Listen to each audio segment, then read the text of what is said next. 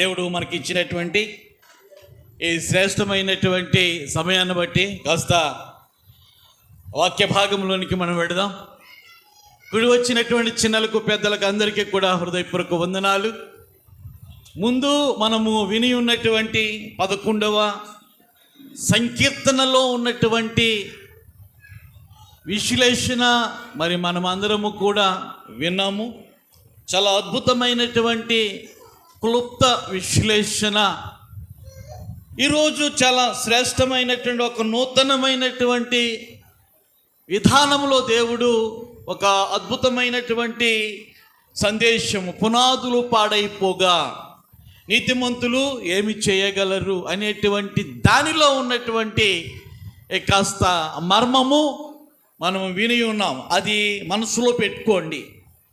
దేవుడు నీతిమంతుడు అని చెప్పి 7వ వచనంలో ఆయన నీతిని ప్రేమించువాడు, యథార్థవంతులు ఆయన ముఖదర్శనము చేసేదరు.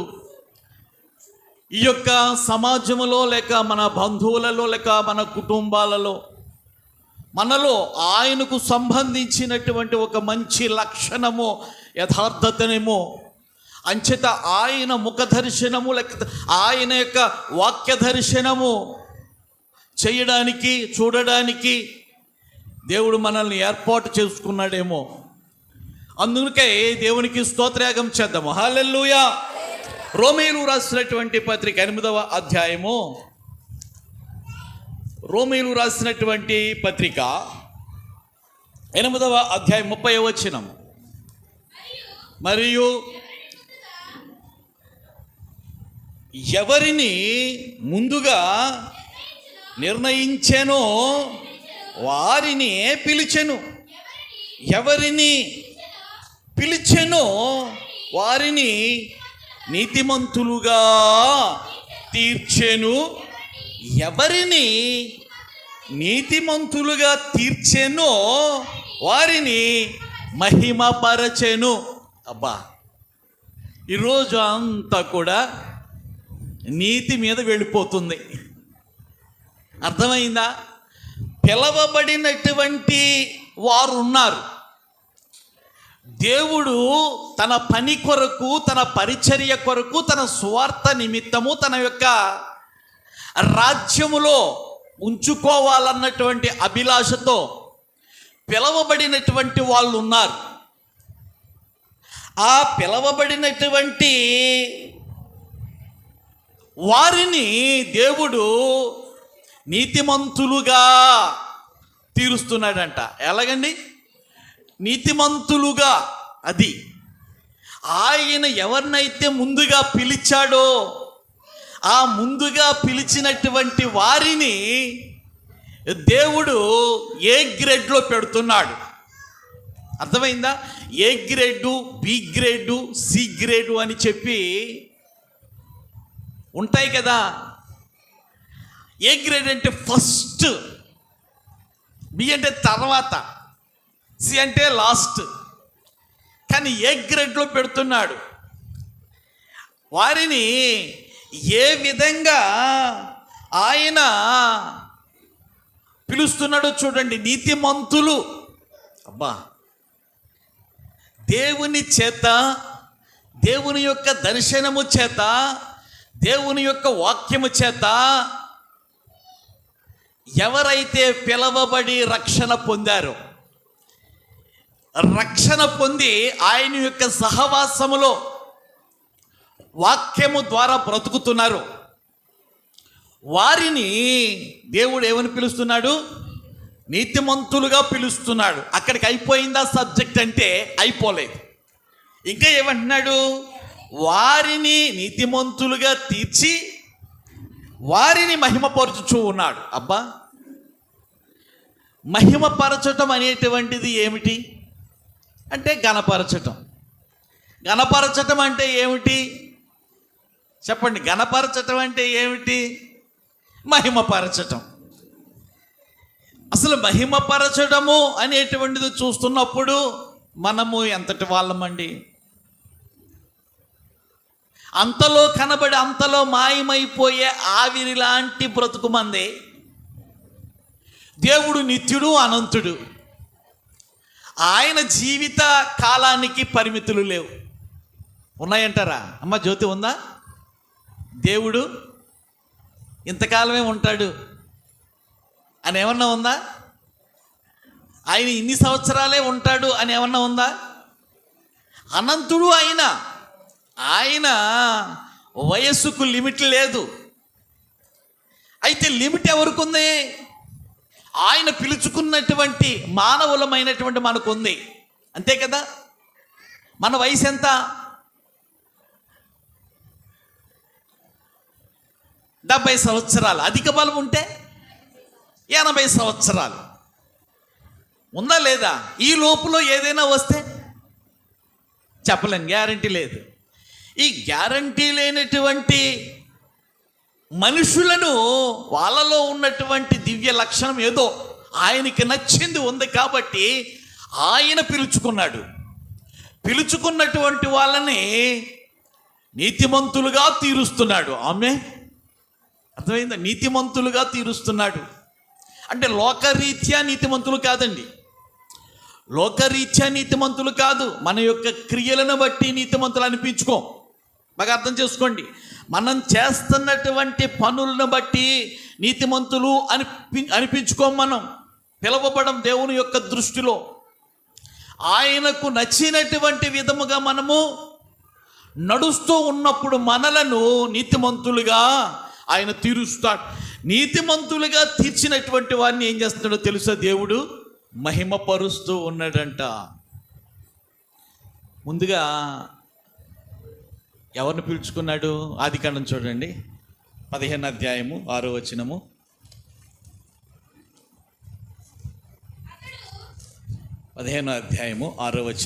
హల్లెలూయా.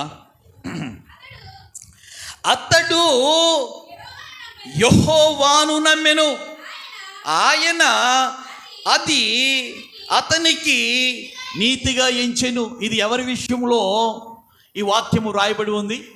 అబ్రహాము గారి విషయంలో. అబ్రహాము గారిని దేవుడు ఏం చేశాడో తెలుసా? దర్శనపూర్వకంగా పిలుచుకున్నాడు. అర్థమైందా? దర్శనపూర్వకంగా పిలుచుకున్నాడు.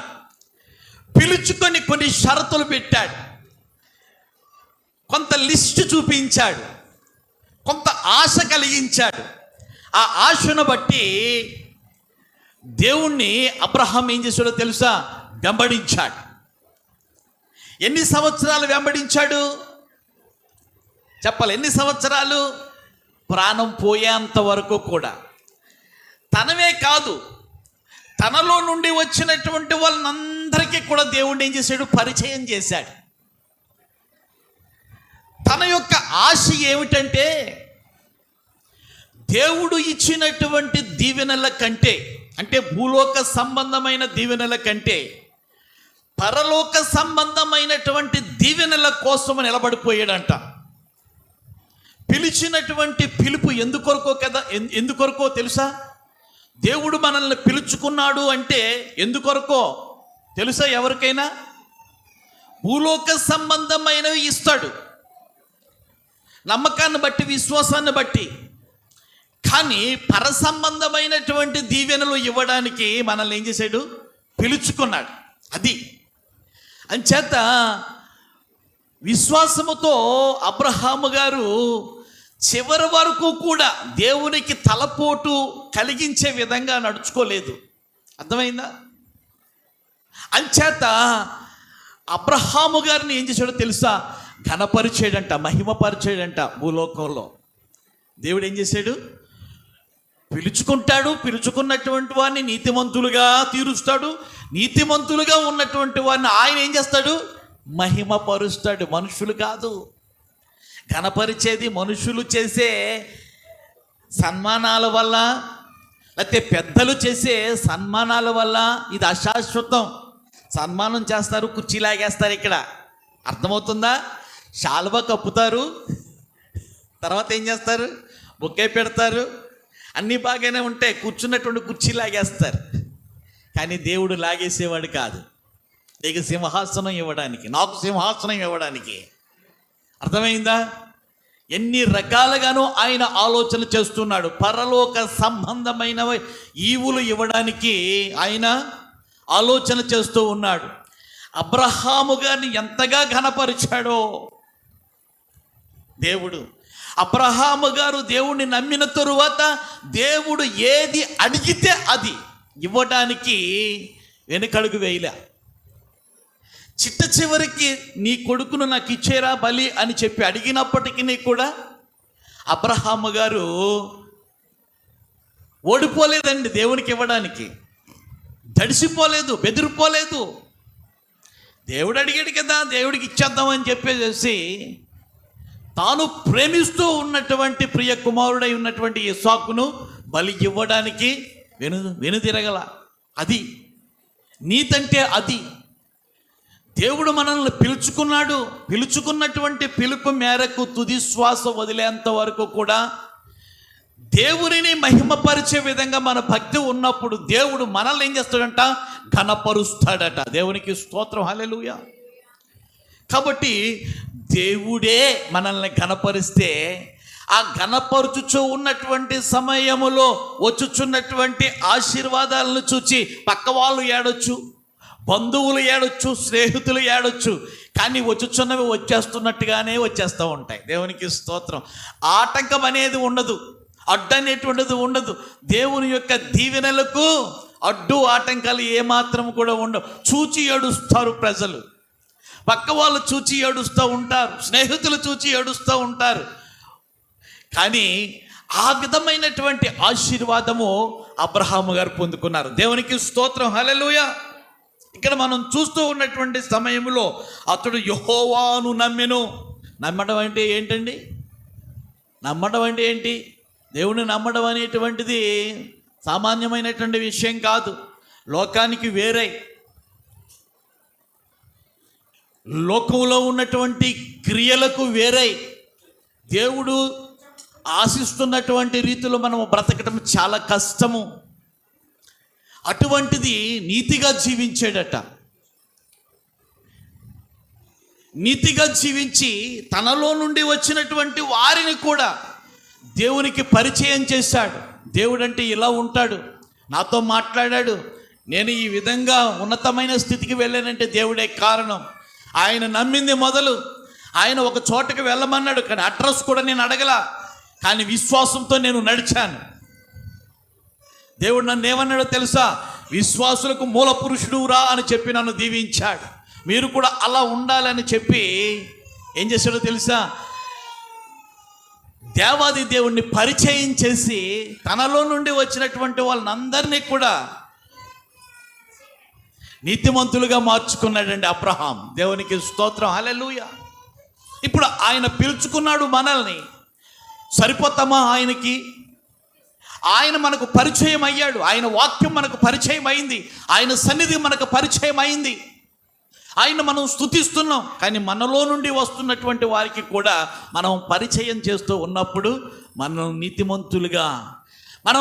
నీతిమంతులుగా తీర్చబడతాము. తర్వాత దేవుడు ఏం చేస్తాడో తెలుసా? మనల్ని మహిమపరుస్తాడు, మనల్ని ఘనపరుస్తాడు. ఆయన ఘనపరచడం మొదలెడితే అది ఆగిపోనటువంటి నిరంతర ప్రక్రియ ఆశీర్వాదానికి. దేవునికి స్తోత్రం, హల్లెలూయా. గలతీయులకు రాసినటువంటి పత్రిక 2:16 చూడండి. 2:16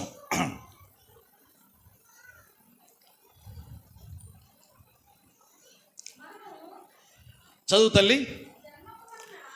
మనము జన్మం వలన యూదులమే కానీ అన్యజనులలో చేరిన పాపులము కాము. మనుష్యుడు యేసుక్రీస్తునందలి విశ్వాసము వలననే గాని ధర్మశాస్త్ర సంబంధమైన క్రియల మూలముగా నీతిమంతుడిగా తీర్చబడడని ఎరిగి, మనమును ధర్మశాస్త్ర సంబంధమైన క్రియల మూలముగా కాక క్రీస్తు నందలి విశ్వాసము వలననే నీతిమంతులమని తీర్చబడుటకై యేసుక్రీస్తునందు విశ్వాసము ఉంచి ఉన్నాము. ఇక్కడ చూడండి, నేను చెప్పాను కదా, క్రియల వలన, చేస్తున్న పనుల వలన మనము నీతిమంతులు అని చెప్పి దేవుని ద్వారా అనిపించుకోమండి. అస్సలు అనిపించుకోం. వాక్య సంబంధమైనటువంటి విశ్వాసము, వాక్య సంబంధమైన పరిశుద్ధత, వాక్య సంబంధమైనటువంటి నియమము కలిగి దేవునిలో జీవిస్తూ ఉన్నప్పుడు మాత్రమే దేవుడు మనల్ని నీతిమంతులు అని అనిపించుకుంటాడు. అర్థమైంది నేను చెప్పింది? నీతిమంతులు అని ఎప్పుడు మనం అనిపించుకుంటాం? దేవునిలోన పరిసయ్యుడు ప్రార్థన చేస్తున్నాడు, సుంకరి ప్రార్థన చేస్తున్నాడు. కానీ ఎవరి ప్రార్థన నీతిని కలిగి ఉంది? సుంకరి గారు చేస్తున్నటువంటి ప్రార్థన అంటే ప్రార్థనలో కూడా ఆయన నీతిని చూస్తున్నాడు, నడవడికలో నీతిని చూస్తున్నాడు, మాటలలో నీతిని చూస్తున్నాడు. అంటే మనుషులు చేస్తున్నటువంటి క్రియలను బట్టి అబ్బా మనం ఎంత భక్తి చేస్తున్నాడు, లేకపోతే ఎంత పుణ్యం వచ్చేస్తుంది అని చెప్పి అంచనాలు వేసేస్తాం మనం. కానీ ఆ లెక్కలు తప్పు. అర్థమైందా? ఆ లెక్కలు తప్పు. కానీ ఇక్కడ వ్రాయబడినటువంటిది ఏంటంటే ధర్మశాస్త్ర సంబంధమైనటువంటిది కొన్ని ఉన్నాయి, కానీ ఆ క్రియల మూలంగా కాదు, కానీ యేసుక్రీస్తు నందు ఉన్నటువంటి విశ్వాసము వలననే నీతిమంతులుగా మనము తీర్చబడతాం. దేవునికి స్తోత్రం. హల్లెలూయా. యోహాను సువార్త 17వ అధ్యాయం 4వ వచనం చూడండి. యోహాను సువార్త 17వ అధ్యాయము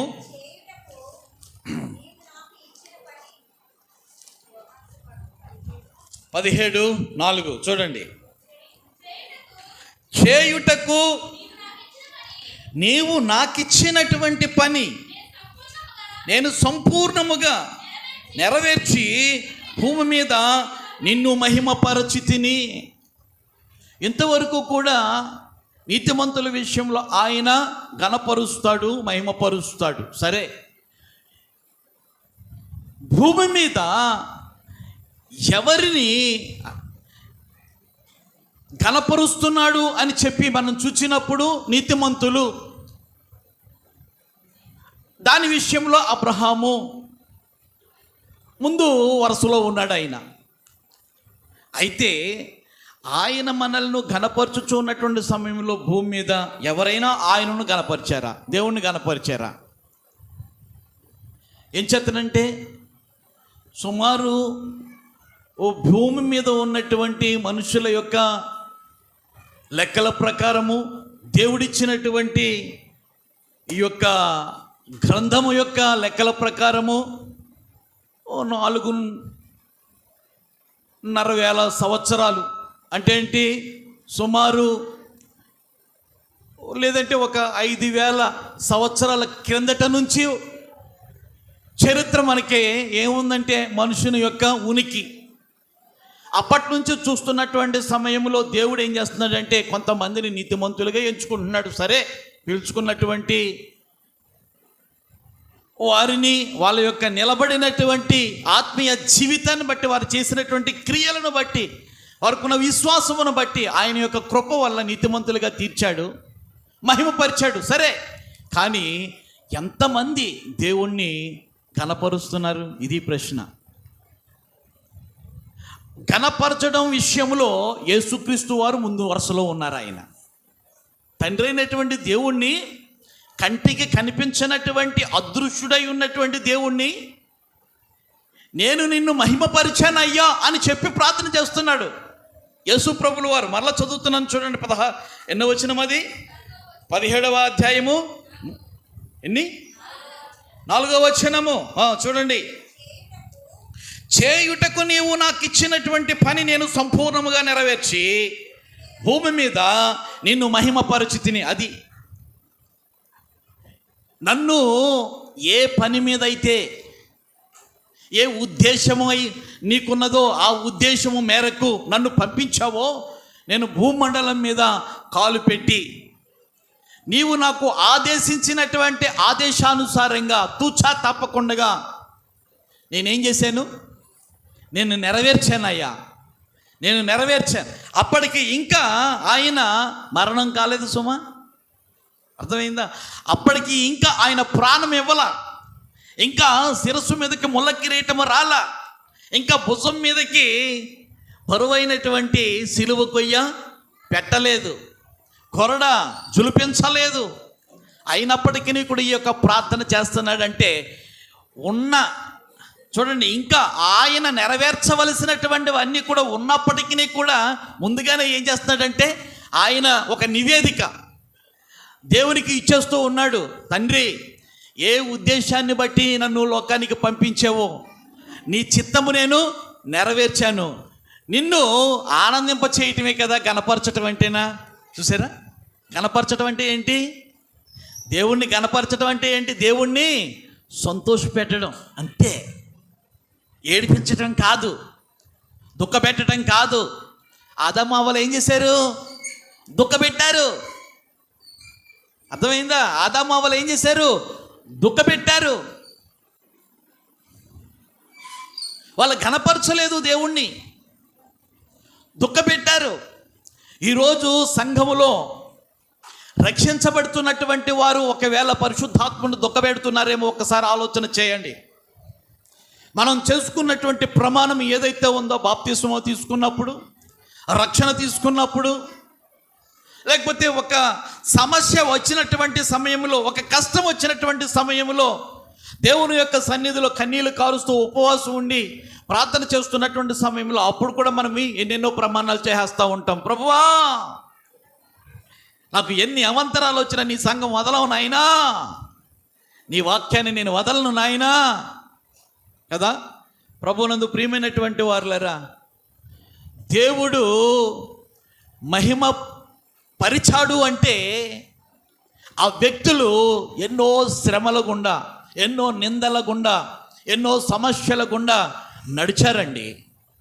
కానీ దేవుణ్ణి విడిచిపెట్టలా, దేవుని యొక్క దర్శనాన్ని విడిచిపెట్టలా, దేవుడిచ్చినటువంటి నీతిని విడిచిపెట్టలా, దేవుడిచ్చినటువంటి మాటను విడిచిపెట్టలా, దేవుడిచ్చినటువంటి సన్నిధిని విడిచిపెట్టలా. ఈరోజు అంతా కూడా ఏమైపోయిందో తెలుసా? ఇన్స్టాల్మెంట్ భక్తి అయిపోయింది. అర్థమైందా? అది దేవునికి నచ్చదు, అది దేవునికి ఇష్టం ఉండదు.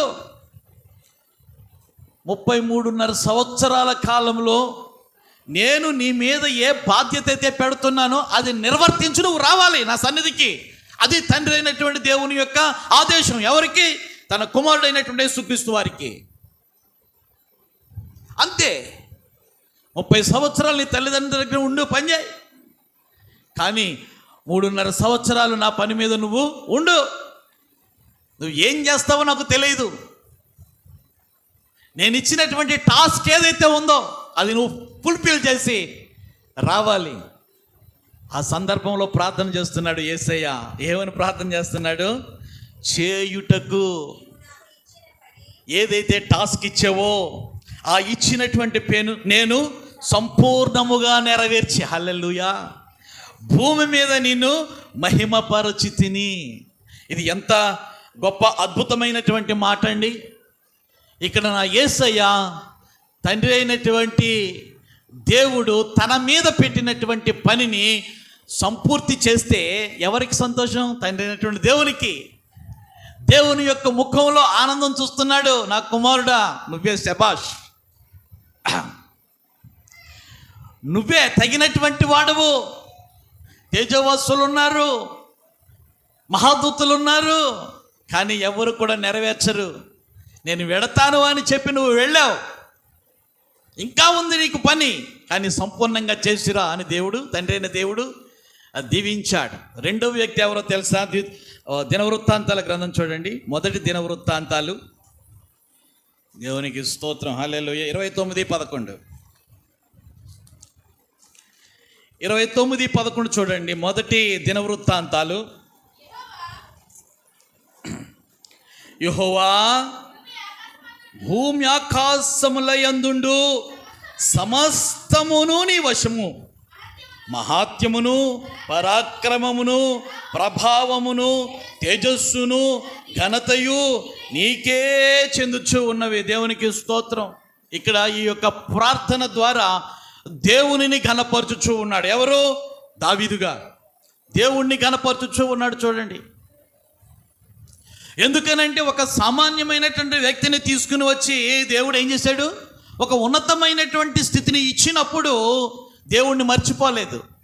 అర్థమైందా? దేవుణ్ణి మర్చిపోలా, దేవుని యొక్క కృపను మర్చిపోలా, దేవుడు చేసినటువంటి మేలును మర్చిపోలా. ఉన్నతమైనటువంటి స్థితికి వెళ్ళిన తరువాత దేవుడు బాగా ఆశీర్వదిస్తున్నటువంటి సమయంలో మనం ఏం చేస్తామండి? మనం ఏం చేస్తాం? మర్చిపోతాం. ఈ వారం కాదులే, వచ్చే వారం వెళ్దాం, వచ్చే వారం కాదులే, పై వారం వెళ్దాం.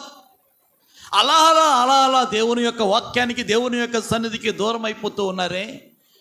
దేవుడు దూరం అయిపోతుంటే జబ్బులు దగ్గరికి వస్తుంటాయి, అప్పులు దగ్గరికి వస్తూ ఉంటాయి, శ్రమల దగ్గరికి వస్తూ ఉంటాయి, సమస్యల దగ్గరికి వస్తూ ఉంటాయి, అన్నీ వస్తాయి దగ్గరికి.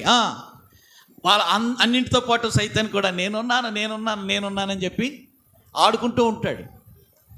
దేవుణ్ణి దూరం చేసుకుంటున్నారు, దేవుని వాక్యాన్ని దూరం చేసుకుంటున్నారు. చాలా జాగ్రత్త. ప్రార్థన మర్చిపోతున్నారు. కానీ ఆశీర్వదించినటువంటి ఆశీర్వాదాన్ని చూచి తన యొక్క పేదరికం ఎలా ఉండేది, తన యొక్క కష్టం ఎలా ఉండేది, తనకు వచ్చినటువంటి శ్రమలను తలపోసుకుంటూ, ప్రభువా నన్ను ఇంత ఉన్నతమైనటువంటి స్థితికి తీసుకుని వెళ్ళావా, నేను కట్టవలసినటువంటి మందిరం నా కుమారుని ద్వారా నువ్వు కట్టించుకుంటున్నావా, ఎంత అద్భుతమైనటువంటి కృపయా. ఎవరిని మహిమపరుస్తున్నాడు చెప్పండి? ఎవరిని మహిమపరుస్తున్నాడు? తండ్రి అయినటువంటి దేవుణ్ణి. ఎస్, నువ్వు ఎక్కడికి వెళ్ళినా, నువ్వు ఎక్కడ ఉన్నా, మనము ఎక్కడ ఏది చేస్తున్నప్పటికీ కూడా నేను ఇలా ఉన్నానంటే నీ కృపేనయ్యా అలా అన్నావు అనుకో, ఎవరు సంతోషిస్తారు? పరిశుద్ధాత్మ దేవుడు సంతోషిస్తాడు. అర్థమైందా? కానీ మనం అలా అన్నాం, నాకు అది లేదు, నాకు ఇది లేదు, నాకు అది కావాలి, నాకు ఇది కావాలి, కావాలి కావాలి లిస్ట్ ఎక్కువ కదా. నాకు అది కావాలి, ఇది కావాలి, అది లేదు, ఇది లేదు. ఎన్ని ఇచ్చినా కూడా తృప్తి అనేటువంటిది విశ్వాసుల్లో ఉండటం లేదు. చాలా జాగ్రత్త సుమా. ఇక్కడ నిజానికి మందిరం కట్టడానికి అన్నీ సమకూర్చుకున్నాడు. నేను కట్టేస్తానయ్యా అని చెప్పంటే, నువ్వు కాదురా, నీకు పిల్లోడు కడతాడులే, నువ్వు కట్టద్దు. చాలా ఇన్సల్ట్ అవ్వాలి కదా, చాలా ఇన్సల్ట్ అవ్వాలి. ప్రభువా నాకు భక్తి నేర్పించావు, నా పక్షంగా ఉండి యుద్ధాలు చేయించావు, ఎక్కడ కూడా అపజయం లేదు, మరి నేను కడతానయ్యా అంటే కట్టొద్దు అంటున్నావు, నన్ను ఇంత ఇన్సల్ట్ చేస్తున్నావా? అసలు నీతో పరిచయం, నిన్ను స్తుతించే ఆ కృప నాకు ఇచ్చేవంటే ఇదంతా నీ కృపే కదా, నేను కడతానయ్యా. వద్దా, నువ్వు కట్టద్దు, మళ్ళీ ఇన్సల్టే. అయినప్పటికీ కూడా ఎవరి చేత కట్టించుకుంటావు నాయనంటే, నీ కుమారుడు కడతాడులే, నీ పిల్లోడు కడతాడులే, వాడి చేత కట్టించుకుంటా. నువ్వు ఏ అయితే సమకూర్చావో అన్నీ కూడా హ్యాండ్ ఓవర్ చేసే నీ పిల్లోడికి. చూసారా? దేవునికి స్తోత్రం, హల్లెలూయా. ఆ ప్రక్రియను బట్టి దేవుడిని ఏం చేస్తున్నాడు? కనపరుచుచూ ఉన్నాడు. హల్లెలూయా.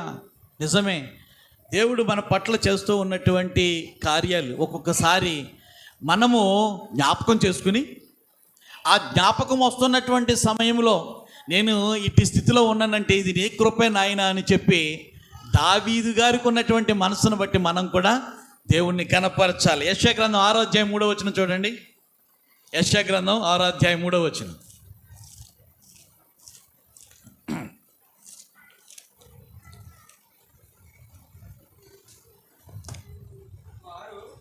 వారు సైన్యములకు అధిపతియగు యెహోవా పరిశుద్ధుడు, పరిశుద్ధుడు, పరిశుద్ధుడు, సర్వలోకము ఆయన మహిమతో నిండి ఉన్నది అని గొప్ప స్వరముతో గాన ప్రతిగానములతో దేవునిని మహిమపరచుచూ ఉన్నారు. ఎవరు వీళ్ళు? యెషయా గారికి దర్శనం వచ్చింది.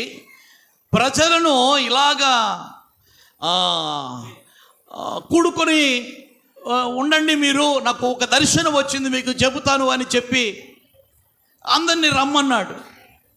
అందరూ ఉన్నటువంటి సమయంలో యెషయా గారు ఏం చేస్తున్నారంటే దేవుని యొక్క ప్రతిభ, దేవుని యొక్క మహిమ, దేవుని యొక్క ఉన్నతమైనటువంటి ఆధిపత్యము ఎలా ఉంటుందో నేను చూశాను, మీరు వినండిరా అని చెప్పి ఏం చేస్తున్నాడంటే యెషయా గారు ఏం చేస్తున్నారంటే ఒక దర్శనము చూపిస్తున్నారు. నేను చూశాను, మహాదూతలు, మహాదూతలు, మహాదూతలకు ఉన్నటువంటి రెక్కలు, ఆ రెక్కలతో ఎగురుతూ ఆ మహోన్నతుడై ఉన్నటువంటి దేవుణ్ణి పరిశుద్ధుడు పరిశుద్ధుడు పరిశుద్ధుడు అని చెప్పి ప్రతిగానములతో ఆరాధిస్తూ ఉన్నారు, మహిమపరుస్తూ ఉన్నారు దేవదూతలు.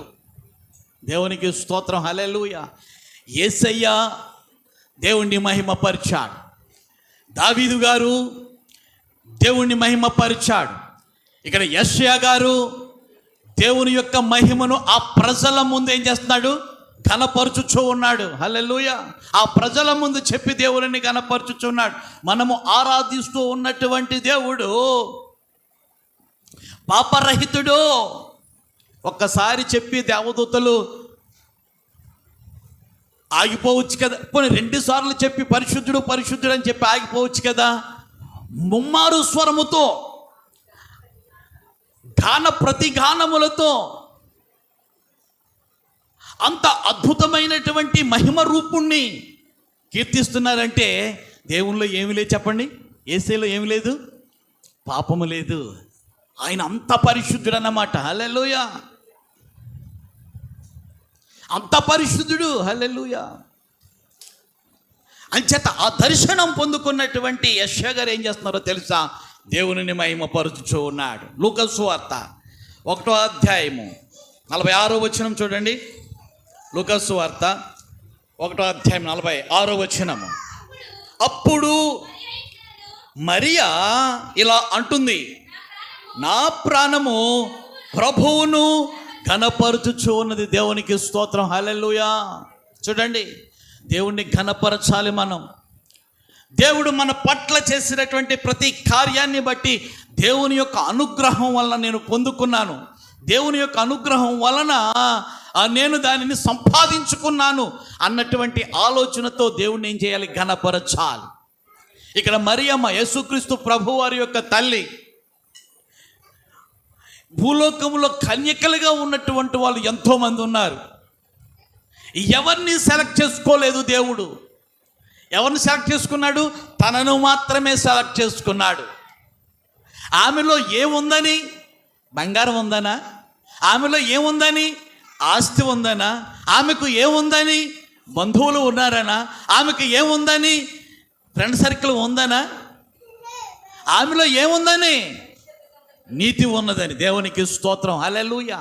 యథార్థత ఉన్నదని చెప్పి నన్ను ఏర్పాటు చేసుకొని ఆయన యొక్క ప్రణాళిక నా ద్వారా నెరవేర్చడానికి భూమండలం మీదకి పరిశుద్ధుణ్ణి పుట్టించబోతున్నావా నాయనా అని చెప్పి అలా ఘనపరచుచూ ఉన్నదట.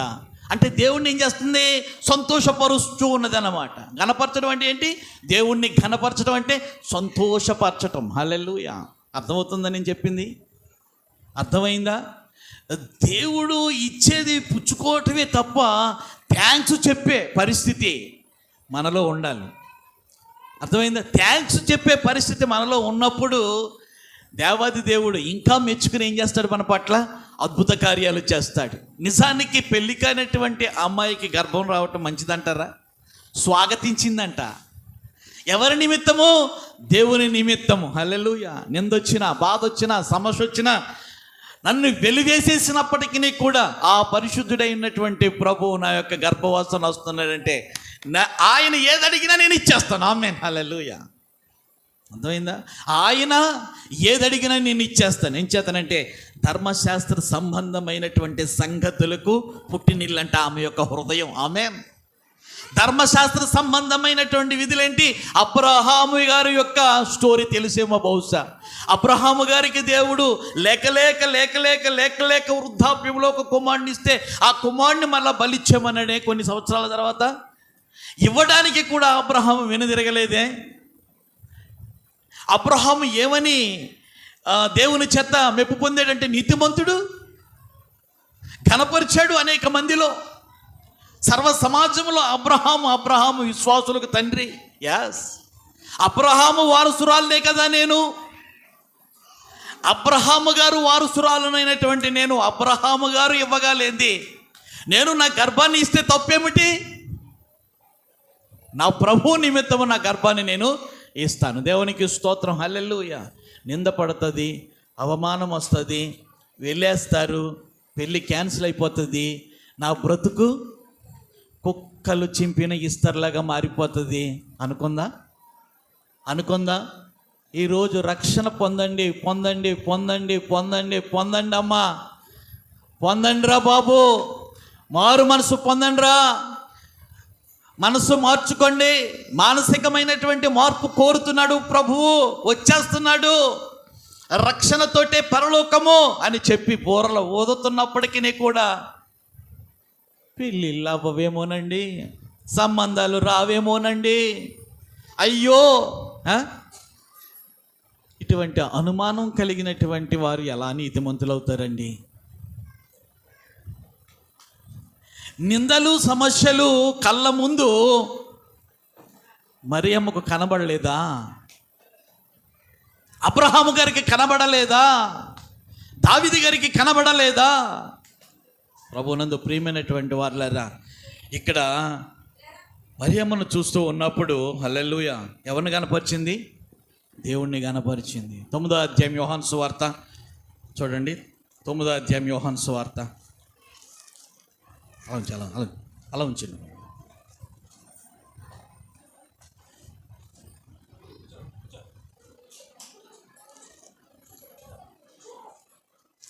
తొమ్మిదో అధ్యాయము 24వ వచనం. కాబట్టి వారు గుడ్డి వాడే ఉండిన మనుషుణ్ణి రెండవ మారు పిలిపించి దేవుని మహిమపరచరా, ఈ మనుషుడు పాపి అని మేము ఎరుగుదామని వానితో చెప్పగా ఇక్కడ ఒక సంగతి జరిగింది. ప్రభు అయిన యేసుక్రీస్తు వారు శరీరధారిగా ఉన్నప్పుడు యేసయ్యతో వెళ్తారు శిష్యులు. వెళుతూ ఉన్నటువంటి సమయంలో రోడ్డు ప్రక్కన ఒక గుడ్డివాడు అడుక్కుంటూ ఉంటాడు. ప్రభువా చూసావా, ప్రభువా చూసావా, ప్రభువుని అడుగుతున్నారు, చూసావా? వాడు గుడ్డివాడిగా పుట్టడానికి వాడు పాపయా, లేకపోతే వాళ్ళ యొక్క తల్లిదండ్రులు పాపం చేసుకున్నారా? వీడు పాపం చేసుకున్నాడా, వీళ్ళ తల్లిదండ్రులు పాపం చేసుకున్నారా? పూర్వీకులు ఎవరైనా పాపులా? ఈ విధమైనటువంటి ఒక ప్రశ్న ప్రభు వారికి వేస్తారు శిష్యులు. యేసయ్యా వీడైనను వీడి యొక్క కన్న పేరెంట్స్ ఉన్నారే వాళ్ళైనను పాపము చేయలేదురా, దేవుని క్రియలు వీని యందు ప్రత్యక్షపరచబడుటకే గుడ్డివాడిగా పుట్టాడు. దేవునికి స్తోత్రం, హల్లెలూయా. మరి ఆ మాట అన్నప్పుడు యేసయ్య ఏం చేయాలి? మహిమపరచాలా వద్దా? ఏం చేతనంటే తుప్పని ఉమ్మూసి భూమి మీద నేల మీద మట్టి చేసి బురద చేసి వాడు కన్నులకి రాసి పక్కన కోనేరు ఉంది, వెళ్ళి కడుక్కోరా చెప్పింది చెప్పినట్టుగా ఏం చేశాడు? గుడ్డివాడు చేశాడు. చూపు వచ్చింది. చూపు వచ్చిన తర్వాత సమస్యలు ఏర్పడ్డాయి. గుడ్డివాడిగా ఉన్నంత వరకు కూడా ఏ శోధన లేదండి. అర్థమైందా? గుడ్డివాడిగా ఉన్నప్పుడు ఏ శోధన లేదు. కానీ కళ్ళు వచ్చిన తరువాత, వెలుగు వచ్చిన తరువాత, సత్యము తెలుసుకున్న తరువాత, సర్వసత్యములో నడుస్తున్నటువంటి వాడికి ఏమొచ్చినాయి? శోధనలు వచ్చాయి. పిలిచాడు, ఎరా ఇక్కడ కూర్చుని అడుక్కునేవాడు నువ్వే కదా? నేనేనండి బాబాయ్. మరి ఇప్పుడు చూస్తున్నావు, అన్ని పనులు చేసుకున్నావు. ఎవరోనండి? యేసంట, ఆయన ఉమ్మూసేడంట, బురద చేసి నా కళ్ళకి రాసాడు, పలానా కోరేరికి వెళ్ళి కడుక్కోమన్నారు. నేను అలా కడుక్కున్నాను, టక్కమని నాకు చూపు వచ్చేసిందండి. అయ్యా పదే పదే పదే పదే ఇదే సాక్ష్యం. వాళ్ళు అడగటం ఇదే సాక్ష్యం, వాళ్ళు అడగటం ఇదే సాక్ష్యం, వాళ్ళు అడగటం ఇదే సాక్ష్యం. అబ్బాయి వీడి కాదు, వీడి యొక్క పేరెంట్స్ని అడగాలి మనం అని చెప్పి తల్లిదండ్రుల దగ్గరికి వెళ్ళారంట. అప్పటికే తల్లిదండ్రుల యొక్క కాళ్ళకి సంఖ్యలు పడిపోయినాయి. ఎవరైనా యేసయ్యను నమ్ముకున్నట్లయితే, వచ్చినటువంటి ఆ బోధకుని వెంట వెళ్ళినట్లయితే వెలివేయబడతారు అని చెప్పి ఒక వార్త దావానంలాగా వ్యాపించింది. అంచేత దానికి భయపడి వాళ్ళు ఏమన్నారంటే, అయ్యా మేమేమీ చెప్పలేం, వయసు వచ్చింది కాబట్టి మా పిల్లోడినే అడగండి అని చెప్పేసి మరలా వాళ్ళు ఏమన్నారంటే తప్పించుకోవడానికి ఆ మాట మాట్లాడారు. మరలా పిలిచారంట ఆ వ్యక్తిని. నీకు చూపిస్తే ఇచ్చాడు కానీ ఆయనే ఇచ్చాడని చెప్పొద్దు. అర్థమైంది కదా? ఆయన ఇచ్చాడని నువ్వు చెప్పొద్దు, నువ్వు దేవుణ్ణి మహిమపరచు. మరలా వీడేమంటున్నాడో తెలుసా? అదేది మాకు తెలియదండి బాబు, అదేది నాకు తెలియదు. నేను పుట్టినప్పటి నుంచి కూడా నేను పుట్టి గుడ్డివాడినయ్యా. లోకం ఎలాగుంటుందో నాకు తెలియదు, మీ ముఖం ఎలాగుంటుందో నాకు తెలియదు. మా అమ్మ నాన్నలు జన్మనిచ్చారు కానీ నాకు వాళ్ళు ఎలాగుంటారో నాకు తెలియదు. ఈరోజు ఆ మహామహుని యొక్క కృపను బట్టి నేను ఏం చేస్తున్నాను? అమ్మ నాన్నలు చూస్తున్నాను, మిమ్మల్ని నేను చూస్తున్నాను. అద్భుతమైనటువంటి లోకాన్ని నేనేం చేస్తాను? చూస్తున్నాను. ఇంత వెలుగు నాకు ప్రసాదించాడు. ఇప్పుడు సత్యం ఎలా ఉందో నాకు బాగా తెలుసు. మీరు ఎన్ని చెప్పినప్పటికీ నాలో ఉన్నటువంటి విశ్వాసాన్ని మీరు పాడు చేయలేరు. నా బ్రతుకు ఉన్నంత వరకు కూడా ఆయనతోటే నేను నడుస్తాను. దేవునికి స్తోత్రం, హల్లెలూయా. అది మహిమపరచడం అంటే. అర్థమైంది కదా? మహిమపరచడం అంటే, దేవుణ్ణి గణపరచడం అంటే, దేవుణ్ణి సంతోషపరచడం. ఈ గుడ్డివాడికి వచ్చినటువంటి శోధన అంతా ఇంత కాదు, కానీ యేసయ్యని ఏం చేస్తున్నాడు? ఆనందపరుస్తున్నాడు. దేవునికి స్తోత్రం, హల్లెలూయా. ప్రభునందు ప్రియమైనటువంటి వారులారా, మనం అందరం కూడా పిలువబడినటువంటి వాళ్ళం. పిలువబడినటువంటి వాళ్ళను నీతిమంతులుగా ఆయన తీర్చుచున్నాడు. నీతిమంతులైనటువంటి మనలను ఘనపరుస్తున్నాడు ఆయన తన యొక్క కృప వల్ల. మన అడగక ముందే మన అక్కర్లన్నీ కూడా తీర్చుచూ ఉన్నాడు. అటువంటి పరిస్థితుల్లో మనము ప్రతిరోజు కూడా ఆయన్ని సంతోషపెట్టే వారముగా మనము ఉండాలి. ఆ బ్రతుకు మనము బ్రతికితే దేవునిని మహిమపరిచినటువంటి యొక్క అంధుడు ఉన్నాడే, చూపు పొందుకున్నటువంటి వాడు, అలాగ మనల్ని ఏం చేస్తాడో తెలుసా? మన మాటలను బట్టి, మన ప్రార్థనలను బట్టి, మన చేష్టలను బట్టి దేవుడు ఆనందిస్తాడు. దేవునికి స్తోత్రం, హల్లెలూయా. లూకా సువార్త 5:25 చూడండి. లూకా సువార్త 5:25. వెంటనే వాడు వారి ఎదుట లేచి ఎత్తుకొని దేవునిని మహిమపరచుచు, ఆమేన్, హల్లెలూయా, హల్లెలూయా, హల్లెలూయా. ఒక ఇంట్లో యేసయ్య ఉంటే ఆ ఉన్న సంగతి పక్క వాళ్ళు తెలుసుకొని ఈ పరుపుకే పరిమితం అయిపోయినటువంటి ఈ యొక్క జీవితాన్ని దేవుడు ఏం చేస్తాడు? మారుస్తాడు. యేసయ్య మారుస్తాడు. ఒరే పెద్దోడా, ఒరే చిన్నోడా, ఒరే ఇలా రార్రా, ఈ పరుపు ఎత్తుకుని ఆయన పాదాల దగ్గర పాడేద్దాం. మోసుకుని వచ్చారంట. ఆయన ఉన్న చోటను పెట్టారు. ఆయన చూశాడు. చూసిన తర్వాత పాపాలు క్షమించి నీ పరుపెత్తుకుని నువ్వు వెళ్ళిపోమంటే ఆ వ్యక్తి వెళ్ళిపోతూ ఎవరిని మహింపరచాడంట? హల్లెలూయా. అసలు ఎవరికి థ్యాంక్స్ చెప్పాలి చెప్పండి? ముందు ఎవరికి థ్యాంక్స్ చెప్పాలి? తీసుకొచ్చినటువంటి వాళ్ళకి కదా.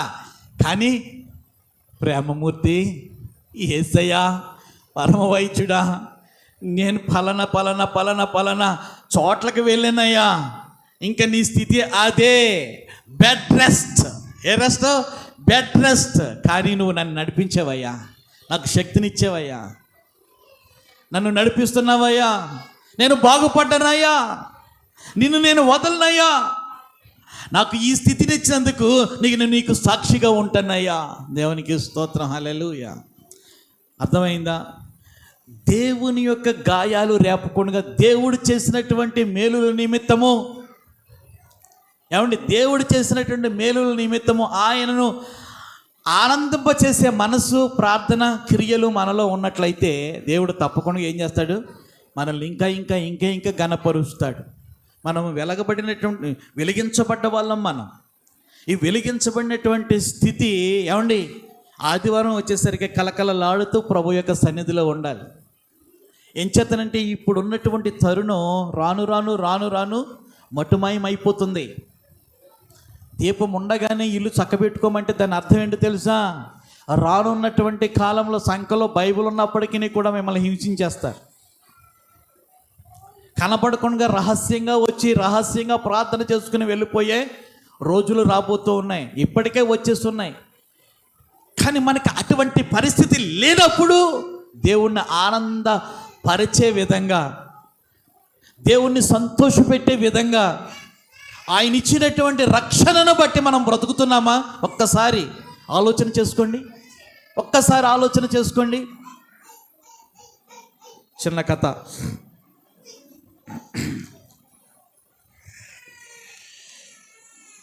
దేవుడు ఎవరిని బట్టి సంతోషిస్తాడో తెలుసా? ఆయన ఘనపరిస్తేనే, ఆయనకి లోబడి ఉంటేనే, ఆయనను మహిమపరిస్తేనే. మనం ఇంట్లో గంటల తరబడి మనం ప్రార్థన చేసేసుకున్నంత మాత్రాన కాదు, పేజీ వెంబడి బైబిల్ చదివేసినంత మాత్రాన ఆయన ఆనందించడు. సమాజంలో ఆరాధన అనేటువంటిది ఆదివారం ఒక పండుగ, ఒక సంతోషం, ఒక బలం. నేను అందరినీ చూడటానికి వెళ్తున్నాను, నా ప్రభువును చూస్తాను, నా ప్రభువుని నేను ఆరాధిస్తాను. ఎంత దేవునికి స్తోత్రం, హల్లెలూయా. స్కూల్లో టీచర్ అడిగిందంట పిల్లల్ని, నువ్వేమవుతావే? టీచర్ గారండి, నేను డాక్టర్ని అవుతానండి. నెక్స్ట్ వన్, నేను కలెక్టర్ని అవుతానండి. తర్వాత తర్వాత తర్వాత ఇలాగా ప్రతి ఒక్కళ్ళు కూడా. నేను చూసారా, 3 అమ్మాయిలు, ఒక ఆమెకు మరి సీఎం గారి దగ్గర వాళ్ళు మాట్లాడారు కదా, చంద్రబాబు నాయుడు గారి దగ్గర. పాపం భర్త చచ్చిపోయాడంట, ఆమెకు క్యాన్సర్ వచ్చి. 3 అమ్మాయిలు.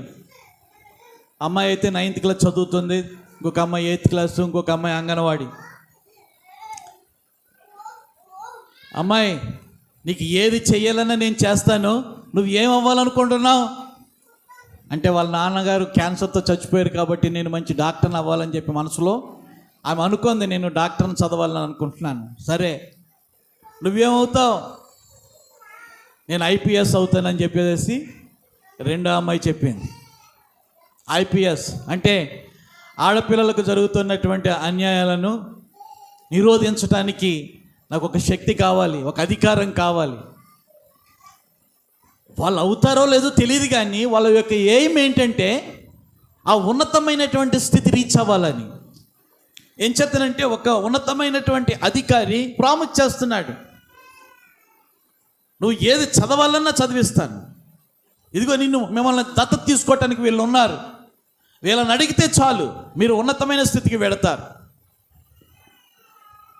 అలాగే ఆ టీచర్ గారు అడుగుతుంటే నేను అదవుతాను, ఇదవుతాను. లాస్ట్కి వచ్చి రూత్ అనేటువంటి పిల్ల ఉన్నదంట. నువ్వేమవుతావు అంటే, మేడం గారండి, నేను ఏది చేసినా దేవునికి సంతోషం వచ్చే పని చెయ్యాలనుకుంటున్నానండి అన్నదంట. ఎవరికి? దేవునికి సంతోషం వచ్చే పని చెయ్యాలనుకుంటున్నానండి అన్నదట. అందరూ పకాల్మని నవ్వారట. ఆగస్టు 15 వచ్చింది. వచ్చిన తరువాత చాలా బెస్ట్ ప్రైజు, చాలా కాస్ట్లీ ప్రైజు. హెచ్ఎం గారు ఏం చేస్తున్నారంటే, పిలుస్తున్నారు, పలానా రూత్ పలానా క్లాసులో ఉంటుంది, ఎదరికి రావాలి అని చెప్పి పిలిచి ఒక పెద్ద గిఫ్ట్ ఆ అమ్మాయి చేతిలో పెట్టారట. ఇదేమిటి ఈ అమ్మాయికి ఎలాగొచ్చింది ఇది? ఎందుకని హెచ్ఎం యొక్క దృష్టిలోనికి ఈ అమ్మాయి వెళ్ళింది అంటే, తన క్లాసులో ఉన్నటువంటి పిల్లలందరూ కూడా అనాథులే. ఆ స్కూల్ అంతా కూడా అనాథలతో నిండిపోయినటువంటిది. ఎవరైనా పుట్టినరోజు చేసుకుంటున్నటువంటి సమయంలో కంట తడబడుతున్నప్పుడు ఏడుస్తూ ఉన్నప్పుడు ఈ అమ్మాయి వెళ్ళి ఓదార్చేదట, ఈ అమ్మాయి వెళ్ళి పరిచర్య చేసేదట, ఈ అమ్మాయి వెళ్ళి బలపరిచేదట. ప్రతి ఒక్కళ్ళు కూడా, చిన్నల్ని పెద్దల్ని కూడా. ఎందుకు ఏడుస్తున్నావు? అమ్మ లేదు కదా, డాడీ లేరు కదా అని చెప్పి ఏడుస్తున్నటువంటి సమయంలో, పిచ్చిదానా, నాకు లేరు, మనం అందరం ఒకటే, మన అందరము కూడా ఒకే గూటి పక్షులం. మన జీవితాలు ఎంత బాగుంటాయో తెలుసా? అందరూ రకరకాలుగా ఓదారుస్తుంటే ఈమె దైవికమైనటువంటి ఓదార్పు, దైవికమైనటువంటి రీతిలో పలకరింపు. ఈ పిల్ల అలా చేస్తున్నటువంటి సమయంలో పేరు వచ్చేసింది. ఆ హాస్టల్లో ఉన్నటువంటి పిల్లలు, క్లాస్లో ఉన్నటువంటి పిల్లలు అందరూ కూడా ఎవరి పేరు చెప్తున్నారో తెలుసా? రూత్ పేరు చెప్తున్నారు. ఓహో, ఈ సంవత్సరం మనము రూత్ని సెలెక్ట్ చేసుకుందాం. దేవునికి స్తోత్రం, హల్లెలూయా. ప్రభువునందు ప్రియమైనటువంటి వారులారా, ఈ అమ్మాయి చేస్తున్నటువంటి పనులు, డాక్టర్ని అవ్వాలి, యాక్టర్ని అవ్వాలి, మాస్టర్ని అవ్వాలి, ప్లేటర్ని అవ్వాలి, లేదు, దేవునిని సంతోషపెట్టాలి. ఆమేన్. అర్థమైంది? దేవునిని సంతోషపెట్టాలి. మనం చేసే పనులు, మనం చేసే ప్రార్థన, మనం చేసే క్రియలు, అర్థమైందా? మనం చేసే భక్తి, మనకున్నటువంటి విశ్వాసము, మనం చెప్తున్నటువంటి మాటలు ఎవరిని సంతోషపెట్టాలి? దేవుణ్ణి సంతోషపెట్టాలి. దేవునికి స్తోత్రం, హల్లెలూయా. ఈ విధమైనటువంటి క్రియలు కలిగి దేవునిని సంతోషపెట్టే వారిగా మనము గనక ఉన్నట్లయితే దేవాది దేవుడు ఏం చేస్తాడు తెలుసా? మనల్ని గనపరుస్తాడు, మన బిడ్డలను గనపరుస్తాడు. అన్య జనాంగంలో ఉన్నటువంటి మనల్ని ఒక ఉన్నతమైనటువంటి స్థితిలో ఉంచడానికి దేవుడు ఇష్టపడుతూ ఉన్నాడు. అందరూ కూడా కళ్ళు మూసుకోండి, ప్రార్థన చేద్దాం. నేను ఏమై ఉన్నాను? దేవా, నీకు కన్నీళ్లు తెప్పించేదానిగా ఉన్నానా? నీకు కన్నీళ్లు, దుఃఖాన్ని కలిగించేవాడిగా ఉన్నానా? అయ్యా, నా బ్రతుకు ఎలాగుంది, నా భక్తి ఎలాగుంది, ఒక్కసారి చూడు నాయనా. ప్రార్థన చేసుకుందాం. పరిశుద్ధుడైన దేవా, నీకు స్తోత్రాలు.